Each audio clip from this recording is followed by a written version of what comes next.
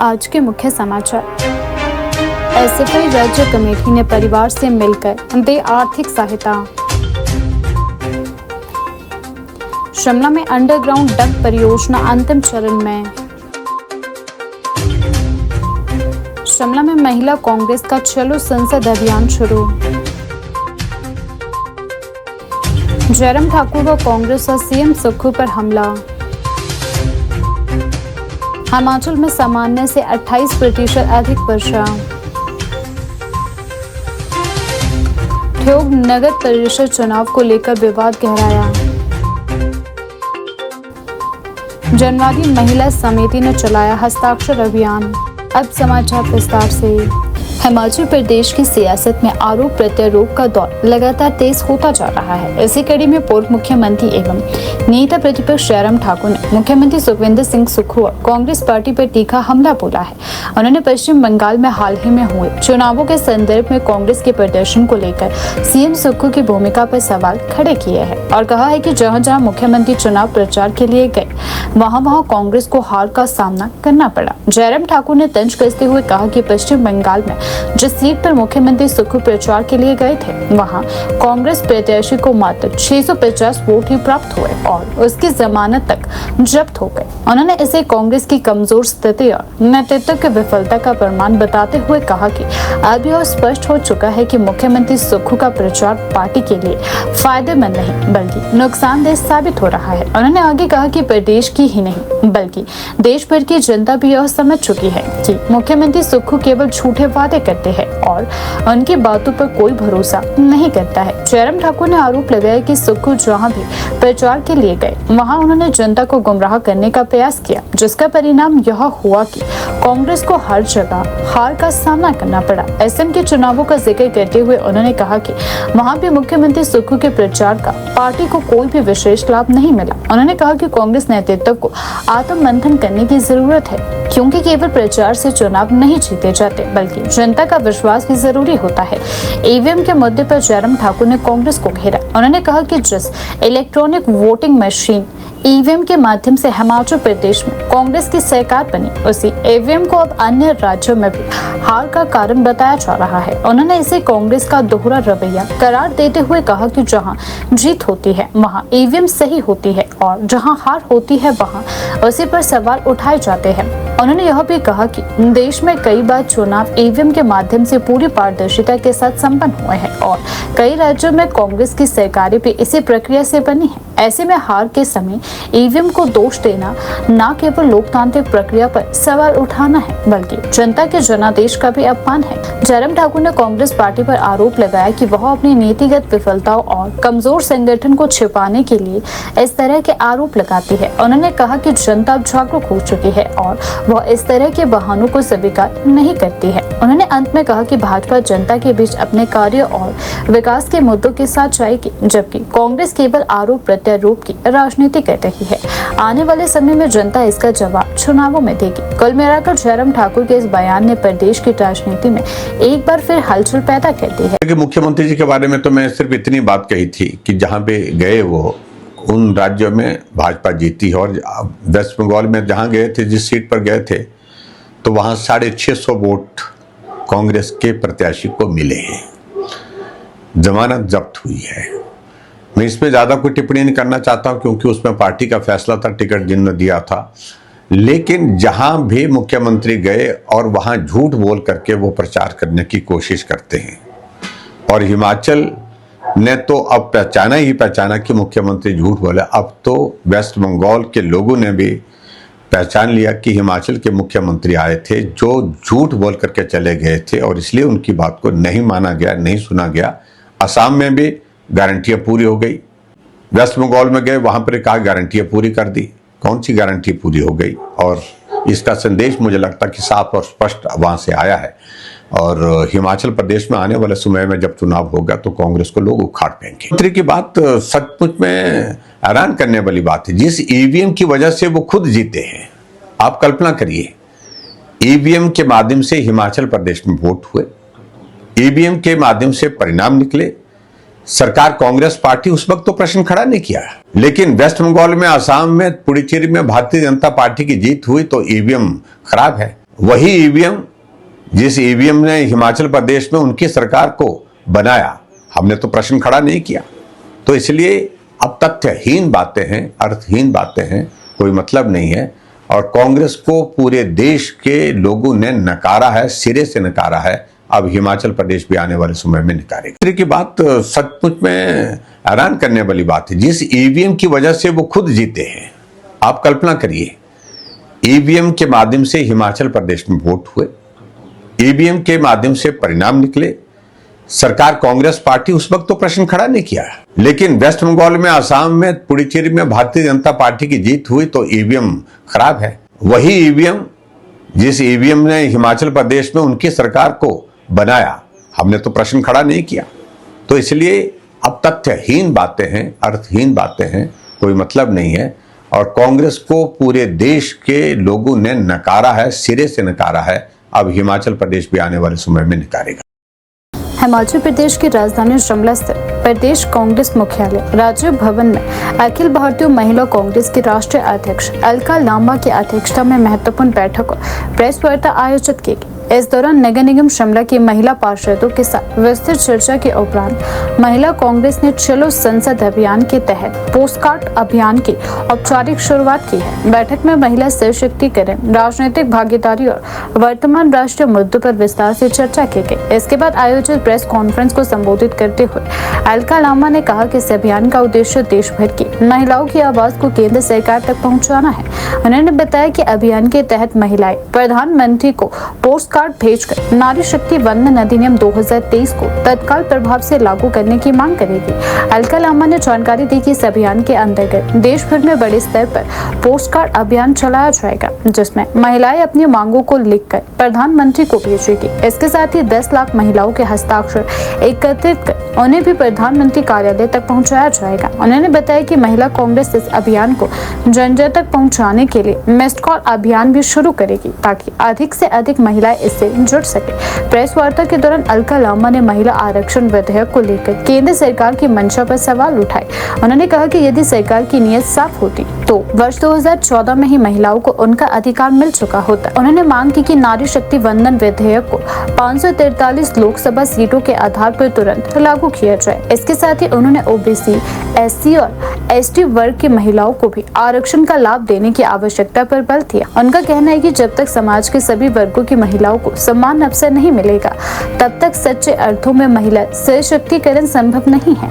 अलका लांबा ने जातिगत जनगणना के मुद्दे को भी प्रमुखता से उठाया। उन्होंने कहा कि देश में पहले जातिगत जनगणना कराई जानी चाहिए, ताकि विभिन्न वर्गों की वास्तविक स्थिति का आकलन हो सके। इसके बाद ही सामान्य जनगणना और परिसीमन की प्रक्रिया को आगे बढ़ाया जाना चाहिए। प्रेस वार्ता के दौरान उन्होंने केंद्र सरकार और संवैधानिक संस्थाओं के दुरुपयोग का भी आरोप लगाया। उन्होंने कहा कि चुनाव प्रक्रिया को प्रभावित करने के लिए विभिन्न एजेंसियों का इस्तेमाल किया जा रहा है, जो लोकतंत्र के लिए चिंता का विषय है। इसके अलावा उन्होंने महंगाई के मुद्दों पर भी सरकार को घेरा। उन्होंने आरोप लगाया कि चुनाव समाप्त होते ही कमर्शियल गैस सिलेंडर के दाम में लगभग 1000 रुपए की बढ़ोतरी की गई है। साथ ही पेट्रोल और डीजल की कीमतें भी 100 रुपए के पार पहुंच चुकी है, जिससे आम जनता पर आर्थिक बोझ पड़ रहा है। अलका लांबा ने घोषणा की कि महिला कांग्रेस आगामी जुलाई में मॉनसून सत्र के दौरान संसद को घेराव करेगी। उन्होंने कहा कि यदि महिलाओं की मांगों को नजरअंदाज किया गया तो देश भर में व्यापक स्तर पर आंदोलन छेड़ा जाएगा। आज दुख है, चिंता है कि देश की आधी आबादी प्रधानमंत्री जी से पूछ रही है, प्रधानमंत्री जी क्या मजबूरी है कि आप झूठ बोल रहे हैं, आप धोखा दे रहे हैं हमें कि कानून खत्म हो गया? कानून है, संविधान बनाया है, पास हुआ है, आप झूठ बोल रहे हैं। आपने कहा भ्रूण हत्या हो गई, हमने बचाया उस भ्रूण को, आप हत्या करना चाहते थे। विशेष सत्र बुलाकर बीच चुनाव में, बीच चुनाव में कहा महिला आरक्षण को लेकर सत्र बुलाया जा रहा है, वो सत्र महिला आरक्षण कानून को लेकर नहीं था। फिर आपने झूठ बोला। वो विशेष सत्र परिसीमन को लेकर था। वो परिसीमन बिल आप लाए थे, संविधान संशोधन करना चाहते थे। वो संविधान संशोधन जो आपने महिला आरक्षण नारी वंदन अधिनियम हमने पास करा, उसको संशोधित करके परिसीमन गलत कर रहे हैं, अब छोड़ दो उसको। आप उसको लाना चाह रहे थे, आप उसको लाना चाह रहे थे। 12 साल में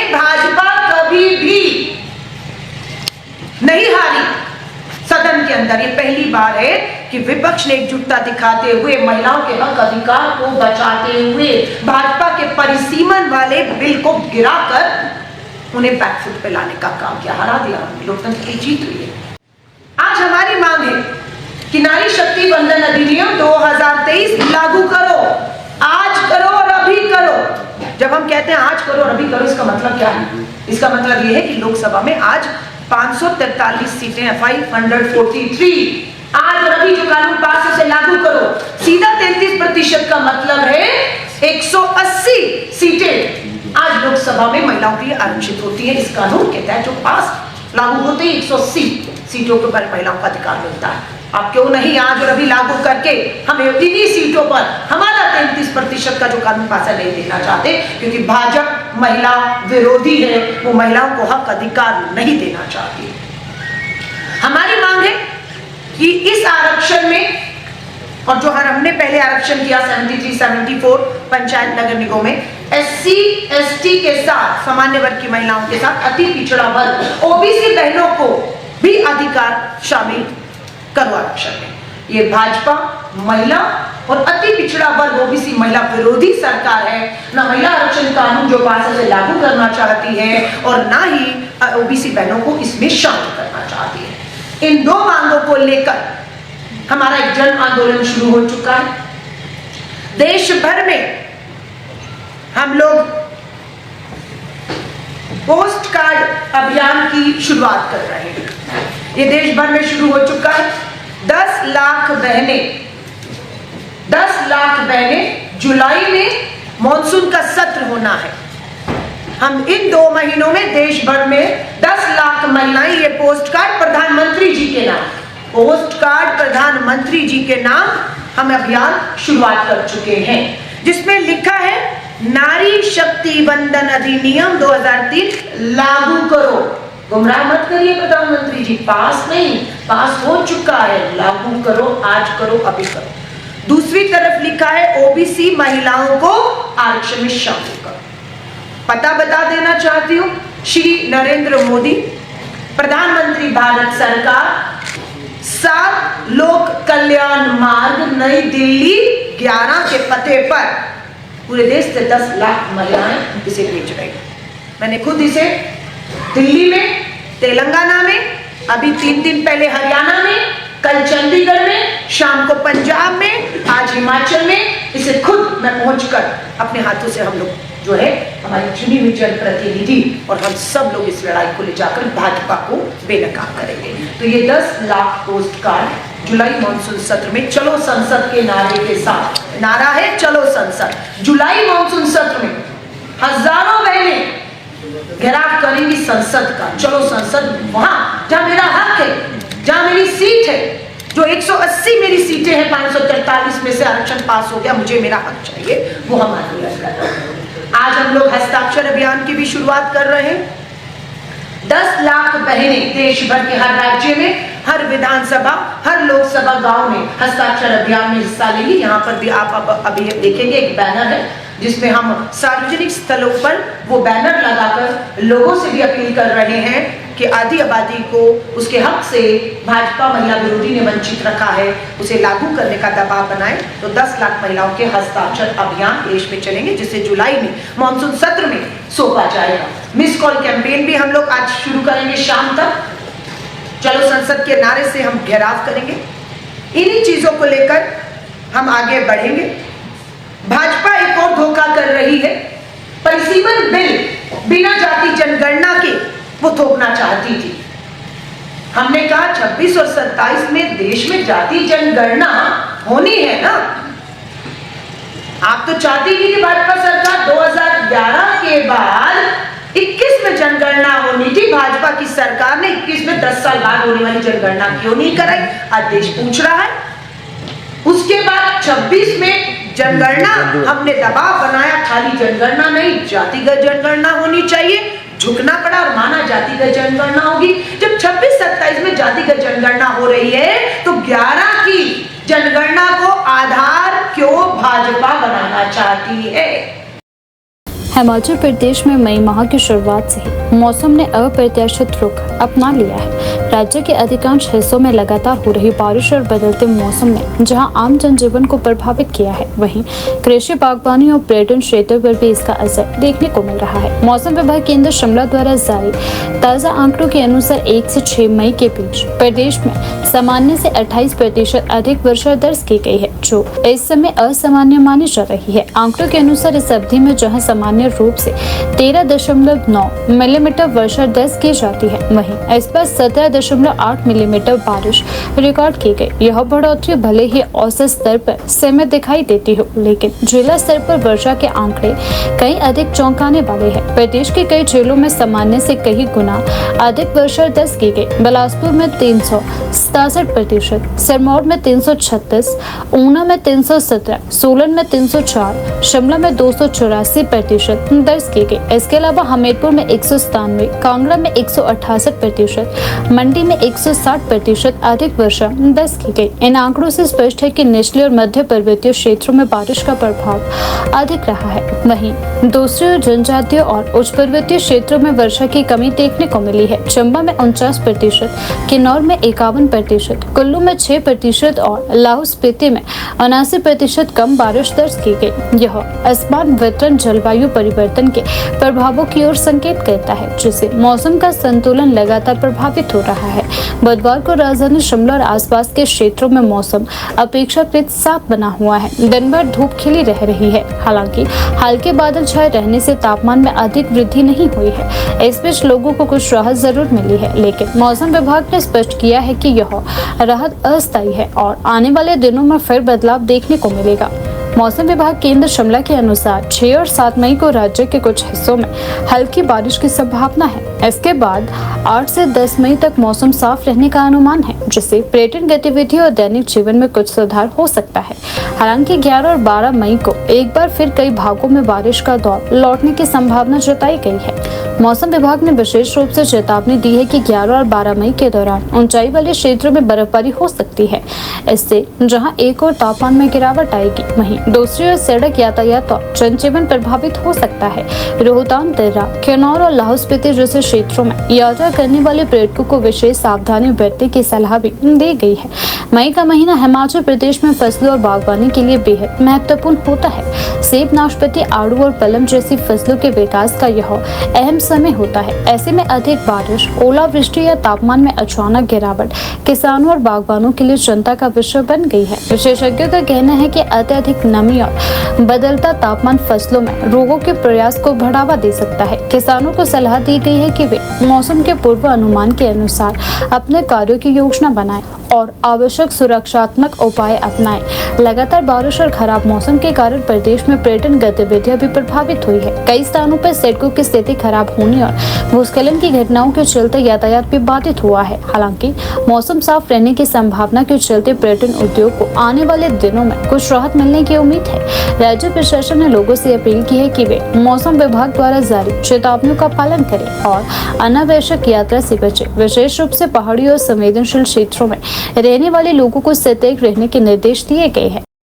शिमला प्रेस क्लब में आयोजित पत्रकार वार्ता के दौरान आस्था फाउंडेशन ट्रस्ट ठियोग के उपाध्यक्ष सुशील शर्मा ने ठियोग नगर परिषद चुनाव 2026 को लेकर गंभीर सवाल उठाए।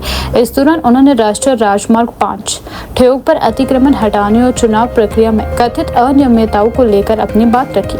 सुशील शर्मा ने आरोप लगाया कि प्रदेश उच्च न्यायालय के स्पष्ट आदेशों और हिमाचल प्रदेश म्युनिसिपल एक्ट 1994 की धारा 16(1)(c) के बावजूद कुछ ऐसे व्यक्तियों के नामांकन स्वीकार किए गए हैं जो या तो अतिक्रमणकारी है या अतिक्रमणकारियों के कानूनी उत्तराधिकारी है। उन्होंने कहा कि कानून के अनुसार अतिक्रमण करने वाले अथवा उनके उत्तराधिकारी स्थानीय निकाय चुनाव लड़ने के पात्र नहीं होते हैं। वहीं प्रदेश उच्च न्यायालय के डिवीजन बेंच ने Harnam Singh versus state of HP and others मामले में राष्ट्रीय राजमार्ग और राज्य राजमार्गों से अतिक्रमण हटाने के स्पष्ट निर्देश दिए थे। इस आदेश के तहत ठियोग क्षेत्र में NH5 पर कुल 134 अतिक्रमण चिन्हित किए गए थे, जिनमें से कई के खिलाफ निष्कासन आदेश आदेश भी जारी किए जा चुके हैं। सुशील शर्मा ने कहा कि उन्होंने स्वयं एसडीएम एवं रिटर्निंग ऑफिसर कार्यालय में लिखित आपत्ति दर्ज करवाई थी और हाईकोर्ट आदेशों की प्रतियां भी उपलब्ध करवाई थी। साथ ही एनएच विभाग द्वारा जारी 134 अतिक्रमण कार्यों की सूची भी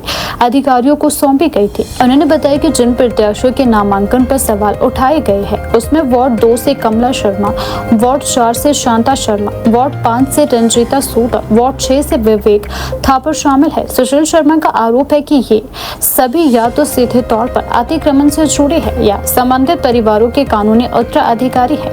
विशेष रूप से वार्ड 6 के प्रत्याशी विवेक थापर को लेकर उन्होंने कहा कि वर्ष 2024 में शहरी विकास विभाग द्वारा उन्हें कथित रूप से अतिक्रमणकारी का लीगल हेयर घोषित किया गया था और इसी आधार पर उन्हें नगर परिषद सदस्य पद से भी हटाया भी गया था। हालांकि बाद में भाजपा न्यायालय में गया और प्रक्रिया जारी की। सुशील शर्मा ने आरोप लगाया कि असिस्टेंट रिटर्निंग ऑफिसर एवं तहसीलदार ठियोग ने सभी आपत्तियों को नजरअंदाज करते हुए नामांकन स्वीकार किए, जो न केवल हाईकोर्ट के आदेशों की अवमानना है बल्कि चुनाव प्रक्रिया की पारदर्शिता पर भी सवाल खड़े करता है।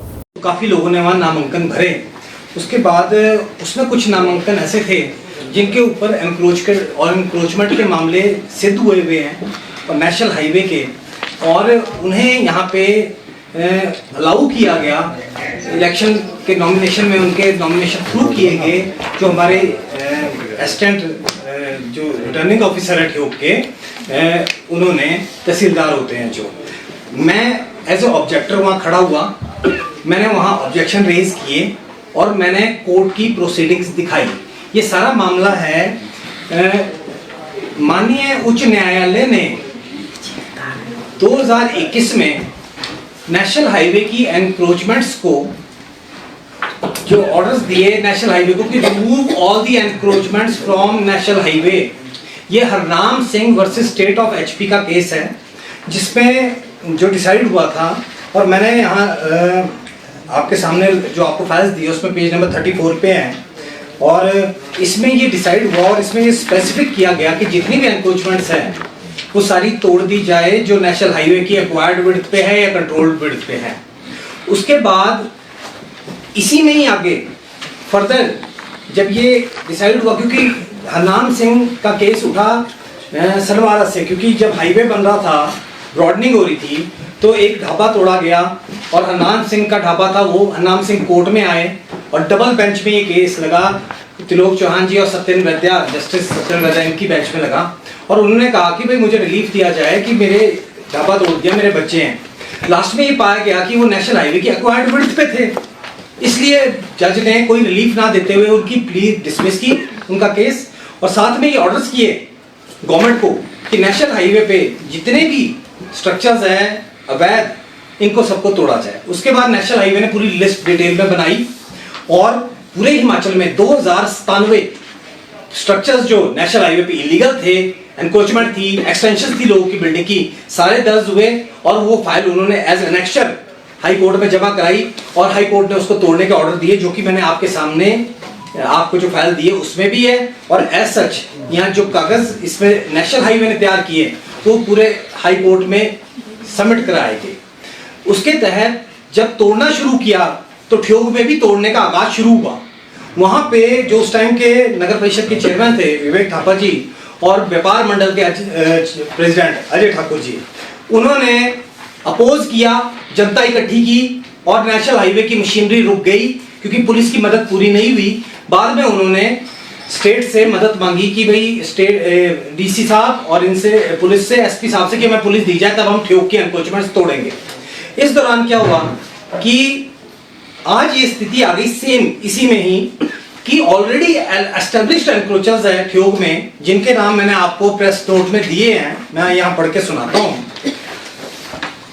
वार्ड नंबर 2 से कमला शर्मा जी, वाइफ ऑफ कपिल शर्मा जी, ने नॉमिनेशन भरा ठियोग में म्युनिसिपल इलेक्शन में और मैंने ऑब्जेक्शन रेज किया कि इनकी एनक्रोचमेंट है और इनकी एनक्रोचमेंट नेशनल हाईवे पे है, दर्ज है, लिस्ट है बनी हुई 134 एनक्रोचर्स की, जो कि हाई कोर्ट की अपनी जजमेंट में स्पेसिफाई किया कि 134 cases of Theog and eviction orders have been passed against them. तो कमला शर्मा जी का जब ऑब्जेक्शन रेज किया तो जो वहां असिस्टेंट रिटर्निंग ऑफिसर थे इलेक्शन कमीशन के, हमारे तहसीलदार जी, उन्होंने नोटिंग दी जो मैंने आपकी प्रेस नोट के साथ लगाई हुई है, उसमें पढ़ के सुना सकता हूँ आपको।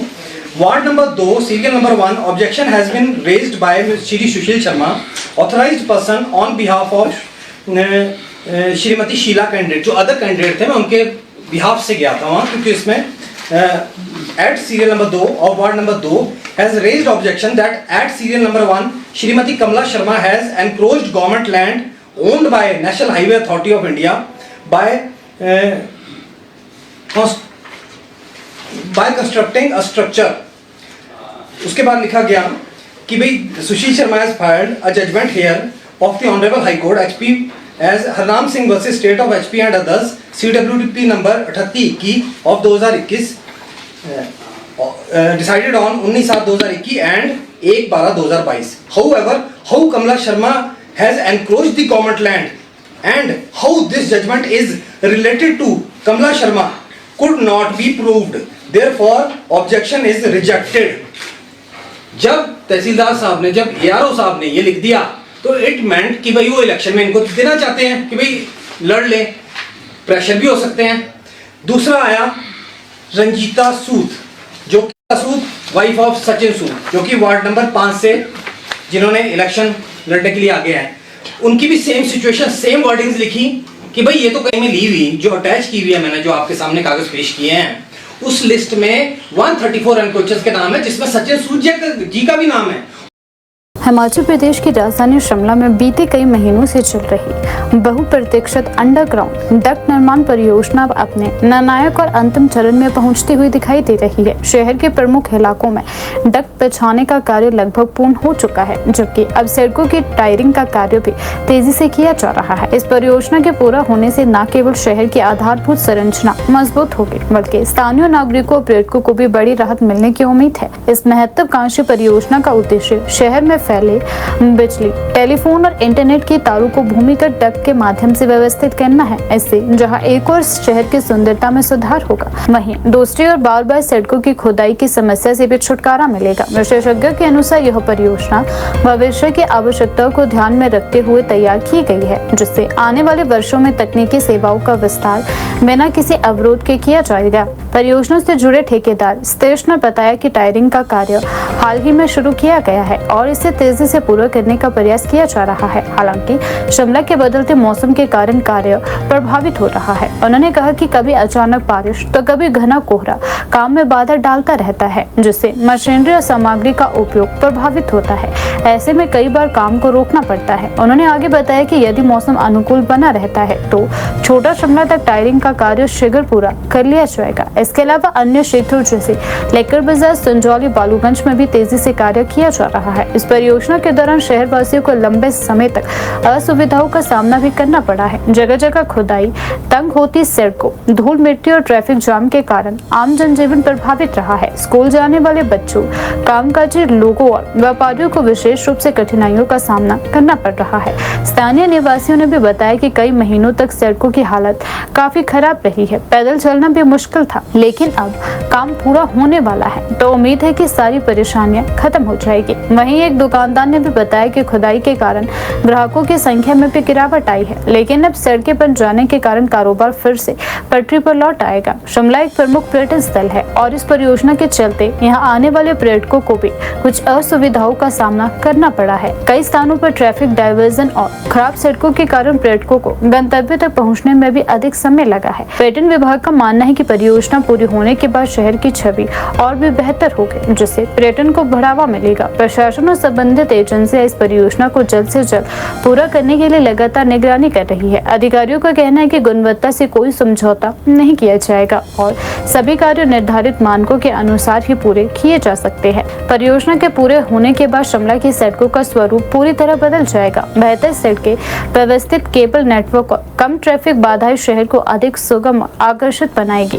स्थानीय लोग अब उस दिन का इंतजार कर रहे हैं जब उन्हें धूल, जाम और अव्यवस्था से पूरी तरह मुक्ति मिल जाएगी। कुल मिलाकर अंडरग्राउंड डक्ट निर्माण परियोजना शिमला के विकास की दिशा में एक बड़ा कदम साबित हो रही है। यदि मौसम का साथ मिला तो आने वाले दिनों में यह परियोजना पूरी तरह समाप्त हो जाएगी और शहर वासियों को लंबे समय तक राहत की सांस लेने का मौका मिलेगा।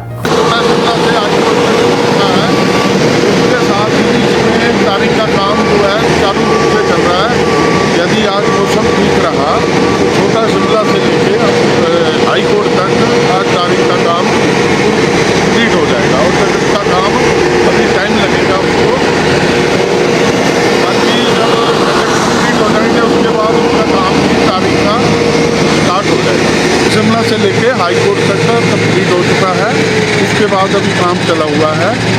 जैसे वो कंप्लीट होगा उसके बाद उसके ऊपर भी तारीख हो जाएगी। मौसम की वजह से टिकट के काम में कुछ रुकावट आ सकती है। तारीख जहाँ तक सवाल है, यदि हम बरसात में बारिश में भी इसे करें इससे कोई नुकसान नहीं होगा। इसमें कई किस्म के केमिकल डाले जाते हैं, सीमेंट डाला जाता है, डिफरेंट आइटम मिलती है, जिससे बारिश की वजह से इसको कोई नुकसान नहीं होगा। और इसकी जो गारंटी है सरकार होती है 1 साल की है, मगर हम इसकी गारंटी 3 साल की देते हैं। 3 साल में यदि बढ़ गया तो हम इसको फ्री ऑफ कॉस्ट दोबारा। मैं स्पीच प्रोटेक्टर एक तारीख का काम मैं करा रहा हूँ। इसका मेन प्रोटेक्टर है दिलीप जरूर है, क्योंकि उनके पास इस किस्म का इक्विपमेंट नहीं है जो हमारे पास है, इसलिए उसके थ्रू हमें ये तारीख का काम करवा रहे हैं। 4-5 दिन हुए हैं इसको शुरू किए, तो बारिश की वजह से काम कुछ रोकना पड़ा बीच में। 3-1 दिन काम जो है 4-5 दिन ही चला। हिमाचल प्रदेश के सैकड़गढ़ क्षेत्र में 13 अप्रैल को हुई छात्रा सिया गुलेरिया की निर्मम हत्या के बाद पूरे प्रदेश में आक्रोश का माहौल बना हुआ है। इसी क्रम में SFI students federation of India की राज्य कमेटी का एक प्रतिनिधि मंडल सिया के परिवार से मिलने उनके घर पहुंचा। प्रतिनिधि मंडल ने परिवार के प्रति संवेदना व्यक्त करते हुए संगठन की ओर से आर्थिक सहायता प्रदान की। वहां पर एक नशे में धुत व्यक्ति ने उस छात्रा पर हमला कर दिया। यह घटना न केवल सैकड़गढ़ बल्कि पूरे हिमाचल प्रदेश के लिए गहरा सदमा लेकर आई है। स्थानीय लोगों और छात्र संगठनों में भी इस घटना को लेकर भारी आक्रोश है। सिया गुलेरिया एसएफआई सैकड़गढ़ इकाई के उपाध्यक्ष थे और संगठन में एक सक्रिय, जागरूक और संघर्षशील कार्यकर्ता के रूप में जाने जाते थे। उनके निधन से छात्र समुदाय में शोक की लहर है। सिया के परिवार की कमजोर आर्थिक स्थिति को देखते हुए एसएफआई राज्य कमेटी ने पहले ही प्रदेश भर के लोगों से आर्थिक सहायता की अपील की थी। उसी के तहत आज परिवार को सहयोग राशि सौंपी गई। संगठन ने आश्वासन दिया है कि यह सहायता आगे भी जारी रहेगी। एसएफआई के नेताओं ने बताया कि जल्द ही अखिल भारतीय कमेटी का प्रतिनिधि मंडल भी सिया के परिवार से मिलने आएगा और अतिरिक्त आर्थिक मदद प्रदान करेगा। आज के दौरे में राज्य अध्यक्ष अनिल ठाकुर, राज्य सचिव सनी और मंडी जिला अध्यक्ष ऋत्विक ठाकुर, जिला सचिव दीपक कुमार, हिमाचल प्रदेश विश्वविद्यालय छात्रा उप समिति संयोजक नेहा कुमारी और कशिश सहित अन्य सदस्य भी उपस्थित रहे। एसएफआई प्रतिनिधि मंडल ने परिवार के साथ चर्चा करते हुए बताया कि आने वाले समय में भी सिया की स्मृति में उनके घर तक जाने वाले मार्ग तक एक स्मारक स्थापित किया जाएगा। साथ ही सैकड़गढ़ कॉलेज के पुस्तकालय का नाम सिया गुलेरिया के नाम पर रखने की मांग कॉलेज प्रशासन ने की है। संगठन का कहना है कि यह सिया को सच्ची श्रद्धांजलि होगी। सरकार के सामने उनके द्वारा कुछ प्रमुख मांगे भी रखी गई है। एसएफआई राज्य कमेटी ने हिमाचल प्रदेश सरकार के सामने अपनी अहम मांगे प्रस्तुत की। 10 लाख रुपए की आर्थिक सहायता। संगठन ने कहा कि सरकार ने सहायता का वादा किया था, लेकिन अब तक कोई ठोस मदद नहीं दी गई है। जल्द से जल्द आर्थिक सहायता प्रदान की जाए। आरोपी के खिलाफ तुरंत और सख्त कार्यवाही सुनिश्चित की जाए ताकि भविष्य में भी ऐसे अपराधों पर रोक लग सके। हिमाचल प्रदेश में बढ़ते नशे के मामलों पर चिंता जताते हुए एसएफआई ने सरकार से ठोस कदम उठाने की मांग की। संगठन ने कहा कि युवा तेजी से नशे की चपेट में आ रही है और इसके खिलाफ राज्यव्यापी अभियान भी चलाया जाएगा। एसएफआई ने स्पष्ट किया कि जब तक सिया गुलेरिया को न्याय नहीं मिलता तब तक संगठन अपनी लड़ाई जारी रखेगा। संगठन के नेताओं ने कहा कि यह केवल एक परिवार की नहीं बल्कि पूरे समाज की लड़ाई है।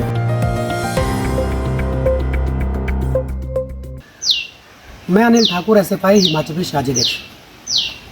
आज हम सिया गुलेरिया के परिवार से मिले और हमने जो वादा किया था एसएफआई में हिमाचल प्रदेश की जो हमारी राज्य की कमेटी है कि हम सिया के परिवार को श्रद्धांजलि के रूप में कुछ आर्थिक रूप से मदद करेंगे और आज हमने वो आर्थिक रूप से जो मदद सिया के परिवार को श्रद्धांजलि के रूप में जो है दी है। इस उपलक्ष्य पर हमारे जो सरकाघाट जो लॉयर यूनियन से वरिष्ठ एडवोकेट साथी सुरेश जी और दिनेश जी जो है इस जो हमारा प्रतिनिधि मंडल था इसमें शामिल हुए और इसमें साथ साथ जो एसएफआई मंडी कॉलेज के जो भूतपूर्व अध्यक्ष थे साथी भूपेंद्र जी जो आजकल जन आंदोलन के नायक की सरकाघाट एरिया के अंदर है, उनके साथ साथ और भी जो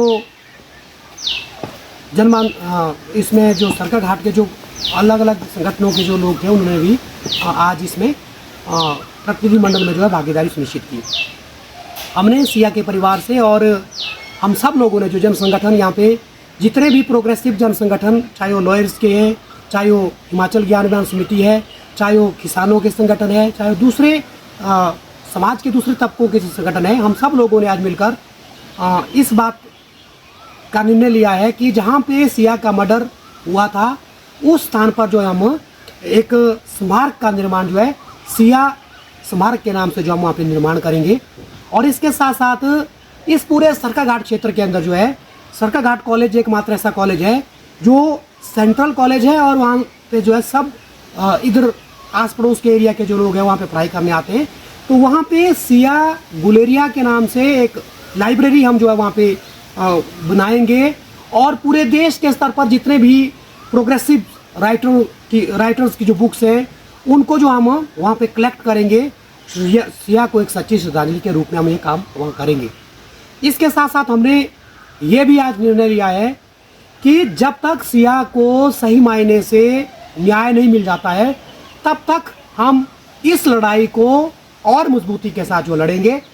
खास तौर पर सरकाघाट के अंदर हम आने वाले 4 तारीख को एसडीएम महोदय और एसएचओ के माध्यम से जो हम जो स्थानीय एमएलए हैं, चाहे वो माननीय चंद्रशेखर जी जो सरकाघाट के साथ जो दूसरी कॉन्स्टिट्यूंसी लगती है धर्मपुर, वहाँ के जो एमएलए हैं और सरकाघाट के जो एमएलए हैं, उन दोनों विधायकों को जो हम लोग वो जो मेमोरेंडम है अपना वो उनको देंगे। उसके साथ साथ सरकार के मुख्य माननीय मुख्यमंत्री श्री सुखविंदर सिंह सुक्खू को भी हम जो है वो मेमोरेंडम जो है देंगे। ये हमने निर्णय लिया है, 4 तारीख को ये कार्यक्रम हमारा होगा। उसके बाद सभी जन संगठनों ने निर्णय लिया है कि हम ये जो केस है इसको फास्ट ट्रैक में लाने के लिए जो हम एक आंदोलन जो है सरकाघाट के अंदर और करेंगे ताकि जाके सिया का जो न्याय का प्रोसेस है उसको उसमें जो तेजी लाया जा सके। सिया के जो दोषी है जिन्होंने जो मर्डर सिया का किया है उनको जो है कड़ी से कड़ी सजा जो है मिले, इस बात को लेकर जो है आज हमने बातचीत जो है सिया के घर में जो है की है। और एक बार फिर से सिया के परिवार को हमने जो है आर्थिक रूप से मदद देने का वादा किया है कि जब हमारा जो अखिल भारतीय जो हमारी कमेटी है उसका प्रतिनिधिमंडल भी सिया के परिवार से मिलने आएगा। हिमाचल प्रदेश की राजधानी शिमला में कमला नेहरू अस्पताल KNH को शिफ्ट करने के प्रस्ताव के खिलाफ विरोध तेज होता जा रहा है। अखिल भारतीय जनवादी महिला समिति ने इस निर्णय के विरोध में हस्ताक्षर अभियान शुरू किया और इसे जनहित से जुड़ा मुद्दा बताया। जनवादी महिला समिति की सचिव फाल्मा चौहान ने कहा कि KNH अस्पताल केवल एक स्वास्थ्य संस्थान नहीं बल्कि प्रदेश की हजारों महिलाओं व बच्चों के लिए जीवन रेखा है। ऐसे में इसे वर्तमान स्थान से हटाने का कोई भी निर्णय आम जनता के हितों के खिलाफ होगा। उन्होंने स्पष्ट किया कि समिति इस प्रस्ताव का लगातार विरोध कर रही है और इसे किसी भी सूरत में लागू नहीं होने दिया जाएगा। फाल्मा चौहान ने कहा कि अस्पताल की मौजूदा लोकेशन शहर के केंद्र में होने के कारण दूर दराज के क्षेत्रों से आने वाली महिलाओं के लिए सुविधाजनक है। खासतौर पर गर्भवती महिलाओं, नवजात शिशुओं और आपातकालीन सेवाओं के लिए यह अस्पताल बेहद महत्वपूर्ण भूमिका निभाता है। उन्होंने आशंका जताई है कि अस्पताल को किसी अन्य स्थान पर शिफ्ट करने से मरीजों को समय पर उपचार मिलने में कठिनाई होगी, जिससे उनकी जान को भी खतरा हो सकता है। हस्ताक्षर अभियान के दौरान बड़ी संख्या में महिलाओं और स्थानीय लोगों ने भी भाग लिया और अपने समर्थन में हस्ताक्षर किए। लोगों का कहना है कि सरकार को इस निर्णय पर पुनः विचार करना होगा और जनता की भावनाओं को समझना होगा। कई महिलाओं ने कहा कि उन्होंने वर्षों से इस अस्पताल पर भरोसा जताया है और इसे स्थानांतरित करना उनके लिए असुविधाजनक होगा। समिति के पदाधिकारियों ने यह भी कहा कि यदि सरकार ने इस फैसले को वापस नहीं लिया तो आंदोलन को और भी व्यापक रूप दिया जाएगा। कि हम तो शुरू से बोल रहे हैं कि ये जो महिलाओं का हॉस्पिटल है इसके साथ छेड़खानी नहीं होनी चाहिए। सरकार ये कह रही है कि हम एक छत के नीचे सारी सुविधाएं देना चाहते हैं। हम कह रहे हैं कि उस छत के नीचे भी सुविधाएं दी जा सकती है महिलाओं के लिए, वो चाहे रोबोटिक सेंटर हो, चाहे आपका IVF सेंटर हो, कुछ भी आपकी चाहे स्मार्ट लैब हो, तो उसको वहाँ भी खोला जा सकता है। तो आप लोगों ने देखा कि जिस दिन हमारा पहला प्रदर्शन था उसी दिन मुख्यमंत्री साहब ने कहा होगा कि हम लोग जो है सिर्फ गायनी को शिफ्ट कर रहे हैं और हम मदर एंड चाइल्ड को छेड़ेंगे, को यहाँ से शिफ्ट करने जा रही है। तो ये बहुत गलत बात के हैं। हम लोग ये कह रहे हैं कि एक बसे बसाए घर को जो आप लोग इस तरह से उजाड़ रहे हैं, ये बहुत गलत है और हम इसको होने नहीं देंगे। और सरकार अगर क्या वहाँ पर बनाना चाह रही है, हम तो शुरू से कह रहे हैं कि ये वहाँ पर जो है MLO के लिए आवास बनाने जा रही है, तो वो आवास के उसको रख के कि महिलाओं के स्वास्थ्य के साथ इस तरह का छेड़खानी की जा रही है। आप लोग देख रहे हैं कि महिलाएं कितनी सुरक्षित है वहाँ पर, और वहाँ पर निजता के साथ वहाँ पर उपचार होता महिलाओं के लिए, और अकेली महिला वहाँ आ सकती है और अपना इलाज कर सकती है। दूसरी ओर आप लोग IGMC को देख रहे हैं कि कितना भीड़ भाड़ वाला वो अस्पताल है, और उधर जो अस्पताल है अभी तक वहाँ पर ना एक्सरे उनके पास, ना अल्ट्रासाउंड है, ना कुछ भी नहीं है। तो इसलिए वहाँ पर जो महिला मरीज है वो कॉमन हो जाएगी और उसको वहाँ पर कतारों में खड़ा होना पड़ेगा। अगर ये कह रहे हैं कि बड़ी सुसज्जित हम लोग सुविधाएं दे रहे हैं, लेकिन आप लोग IGMC की लैब को ही देखिए, पिछले 1.5 साल से वो बंद पड़ी हुई है।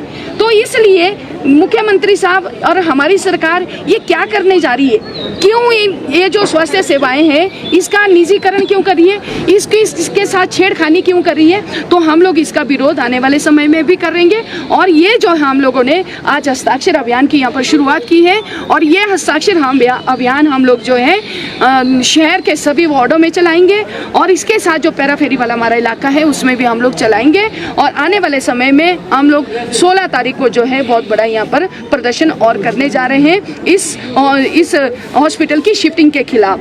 तो ये तो बहुत गलत बात है कि महिलाओं को आप इस तरह से करें, कि महिलाएं जो है वो कितनी दर्द में आती है और कितनी दर्द में अपना इलाज करती है। और IGMC में जो संक्रमण का बहुत ज़्यादा वो रहता है, वहाँ पर खतरा रहता है। तो इसीलिए 102 साल पुराना हॉस्पिटल है, सिर्फ महिलाओं का हॉस्पिटल है ना, महिला के लिए बनाया गया है, क्योंकि महिला थोड़ा वो होती है, तो इसीलिए उसी के लिए हॉस्पिटल बनाया। तो हम मुख्यमंत्री से और हिमाचल प्रदेश की सरकार से यही आग्रह करेंगे कि इस हॉस्पिटल के साथ कोई छेड़खानी नहीं होनी चाहिए। और आप लोग देखेंगे कि किस तरह से जो कर्मचारी है वो भी बहुत ज़्यादा जो है असमंजस की परिस्थिति में है कि अब IGMC जाए या KNH में रहे। तो ये बहुत गलत बात है। तो हम सरकार को हमें विश्वास भी है कि सरकार इसको करेगी, महिलाओं की जो अर्ज है उसको सुनेगी, और इसको देखते हुए महिलाओं के स्वास्थ्य को देखते हुए इस अस्पताल की जो शिफ्टिंग नहीं होगी, और जो गायनी OPD है उसको भी जो है कमला नेहरू अस्पताल वापस लाएगी। देखिए, हमने पहले भी कहा हम इस लड़ाई को सड़कों पर भी लड़ेंगे और कोर्ट के अंदर भी लड़ेंगे। हम बहुत जल्दी इसके ऊपर डिसीजन लेने वाले हैं और हम जाने वाले हैं। तो इसलिए ये लड़ाई जो है न्यायालय में भी लड़ी जाएगी और इसको सड़कों पर भी लड़ा जाएगा।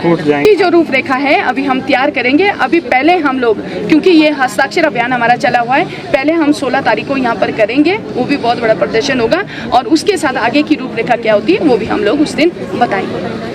नहीं चलेगा, नहीं चलेगा, नहीं चलेगा। KNH की शिफ्टिंग पर रोक लगाओ, रोक लगाओ, रोक लगाओ। KNH की शिफ्टिंग पर रोक लगाओ, रोक लगाओ, रोक लगाओ। महिला स्वास्थ्य से खिलवाड़ नहीं चलेगा, नहीं चलेगा, नहीं चलेगा। महिला स्वास्थ्य से खिलवाड़ नहीं चलेगा, नहीं चलेगा, नहीं चलेगा। KNH की शिफ्टिंग पर रोक लगाओ, रोक लगाओ, रोक लगाओ।